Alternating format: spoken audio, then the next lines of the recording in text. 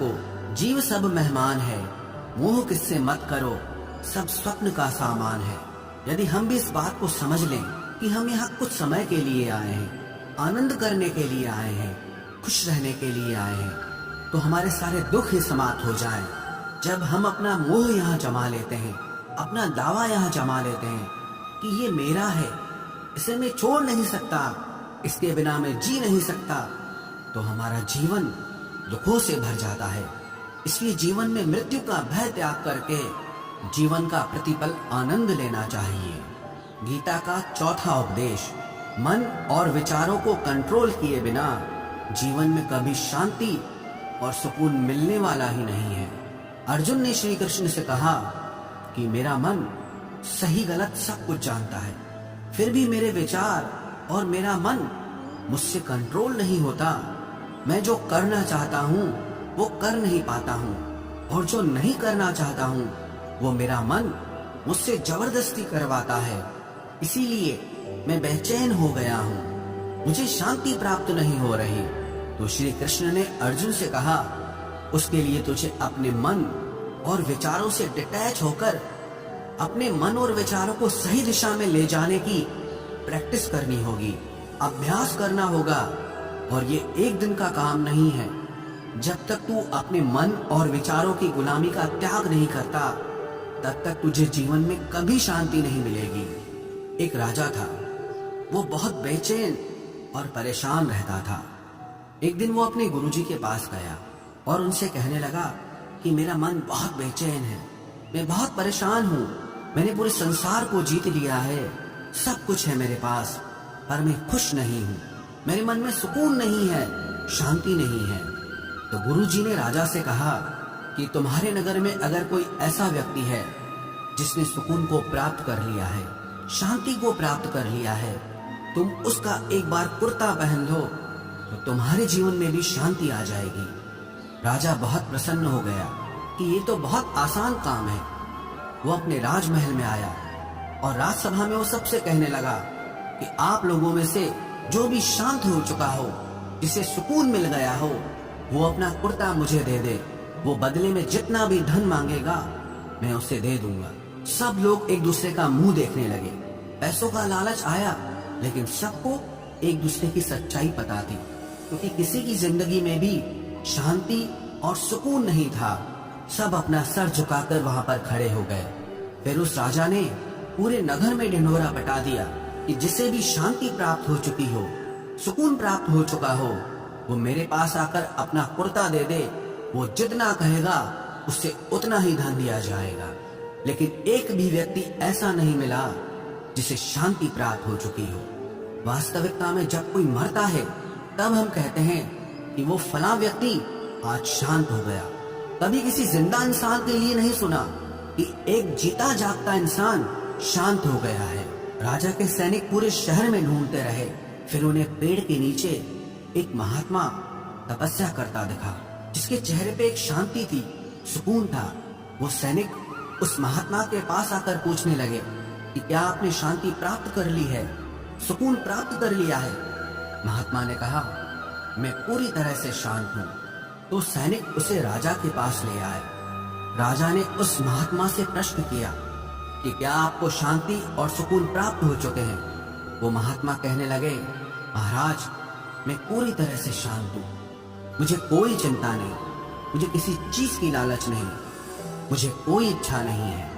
तो राजा भी बहुत प्रसन्न हो गए कि आखिर वो व्यक्ति मिल ही गया जिसे शांति की प्राप्ति हो चुकी है, जिसे सुकून प्राप्त हो चुका है। तो राजा उस महात्मा से कहने लगे कि हे महात्मा, आप कृपया करके अपना कुर्ता मुझे दे दीजिए, बदले में आप जो मांगेंगे मैं आपको दे दूंगा।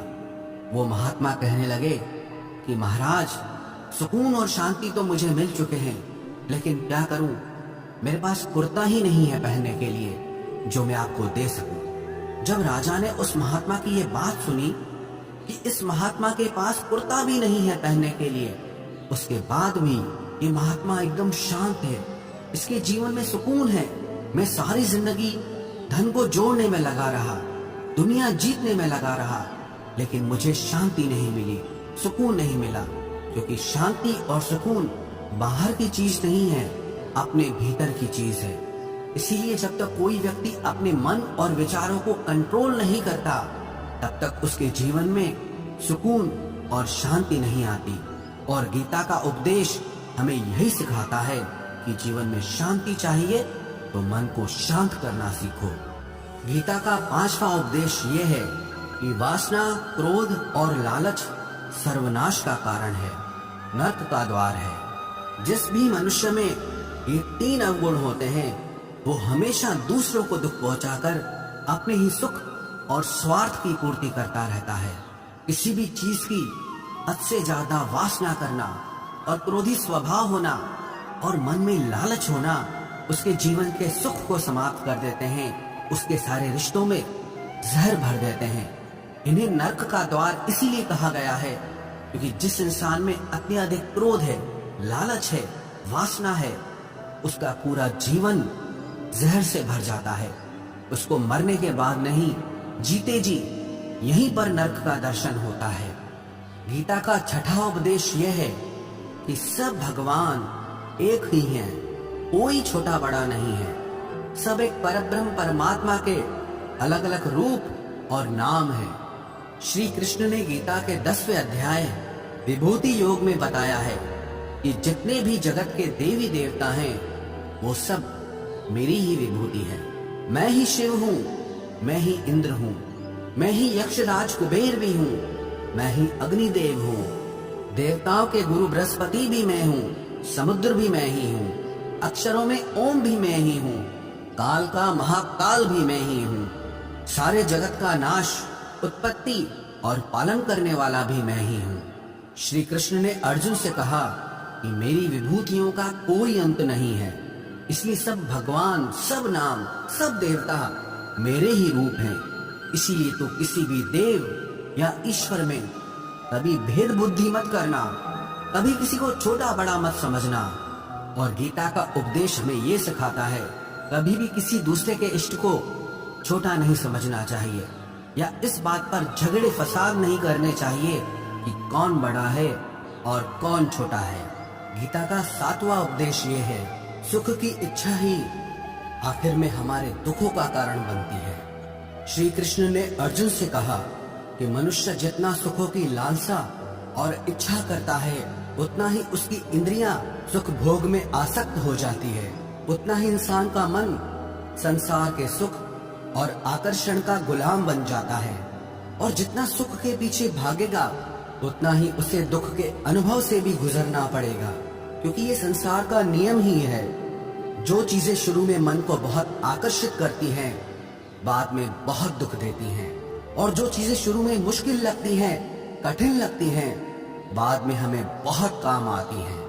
गीता का 8वां उपदेश यह है, जो भी मनुष्य दुनिया के सारे सहारे छोड़कर सिर्फ भगवान को ही अपना सहारा मान लेता है, उसकी हर जरूरत वो ईश्वर पूरी करता है। उसकी हर प्रकार से रक्षा वो परमात्मा ही करता है।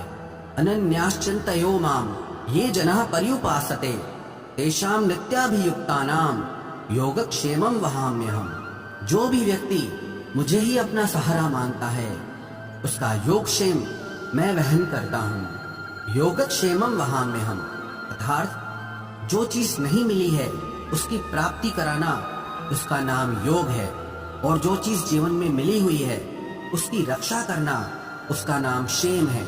तो श्री कृष्ण कहते हैं, जो मुझ पे डिपेंड हो जाते हैं, उनको जो चाहिए वो मैं जरूर देता हूँ, और उनकी हर प्रकार से मैं रक्षा भी करता हूँ।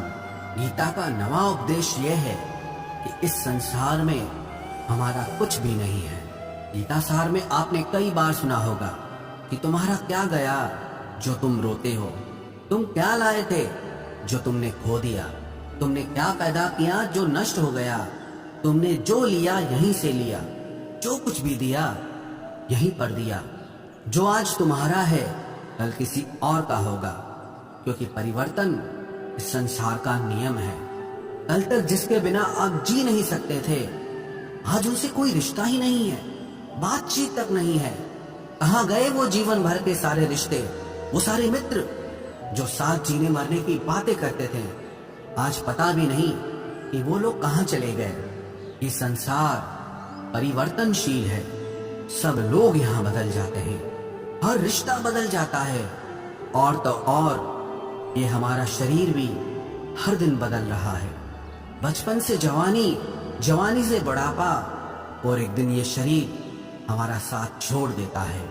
तो किसके लिए रोना और किसकी चिंता करना? हम सारी जिंदगी चीजों को, रिश्तों को, जिंदगी को बनाने में, सजाने में, संवारने में लगे रहते हैं, लेकिन एक दिन सब कुछ बिखर जाता है। सारी जिंदगी जिस संपत्ति, जिन रिश्तों के लिए हम लड़ते रहते हैं, एक दिन सब कुछ छोड़ करके हमें इस दुनिया से जाना पड़ता है। गीता का 10वां उपदेश हमें ये सिखाता है कि किसी से भी हद से ज्यादा मोह कभी मत करना। श्री कृष्ण ने गीता का पूरा ज्ञान ही अर्जुन के मोह को नष्ट करने के लिए कहा है। ये मोह ही है जो इंसान को सबसे ज्यादा रुलाता है। मोह इतना बलवान है कि शेर जैसे इंसान को भी गीदड़ बना देता है। जो अर्जुन युद्ध में देवताओं से भी जीत गया, पर अपने रिश्तेदारों को युद्ध में देखकर उसका हाथ कांपने लगा। वो बोला, हे केशव, मेरे हाथ में धनुष पकड़ने की ताकत भी नहीं बची है, मेरे हाथ कांप रहे हैं, मैं युद्ध नहीं कर पाऊंगा। ये मोह इतना पेनफुल होता है जिसकी पीड़ा ना सह पाने के कारण कई लोग अपनी जिंदगी खत्म कर देते हैं, आत्महत्या तक कर लेते हैं कि उस व्यक्ति के बिना हम जी नहीं पाएंगे। जीवन में किसी से भी हद से ज्यादा मोह करोगे तो जीवन भर पीड़ा का ही सामना करना पड़ेगा। जो व्यक्ति अपने मोह से बाहर नहीं आता, उसका सब कुछ उससे छिन जाता है, उसकी सारी खुशी खत्म हो जाती है। इसीलिए गीता का ज्ञान बार बार यही सिखाता है कि अपने मन के मोह को त्याग करके आप बलवान बनो, बुद्धिमान बनो, सत्य के दर्शन करो कि वास्तविकता क्या है। क्योंकि हमारा मोह हमें हमेशा झूठ ही दिखाता है, झूठ पे ही विश्वास दिलाता है और दिल में झूठी उम्मीदें जगाता है। और ये ही हमारे दुखों का सबसे बड़ा कारण है। हम ही मोह कर लेते हैं, हम ही लोगों से उम्मीदें लगा बैठते हैं, पर वास्तविकता बिल्कुल अलग होती है। लोग वैसे नहीं होते जैसे हम मान लेते हैं, जैसा हम समझ लेते हैं, क्योंकि मोह के कारण हमें सच्चाई नहीं दिख पाती, लोगों का असली चेहरा नहीं दिख पाता। इसीलिए गीता का उपदेश हमें ये सिखाता है कि जीवन में अगर आनंद और प्रसन्नता से रहना है तो किसी में भी हद से ज्यादा मोह कभी मत करना। गीता का 11वां उपदेश ये है कि इस दुनिया में अगर आए हो तो दुख तो मिलेगा ही मिलेगा। दुख से कभी घबराना मत, दुख से कभी डरना मत।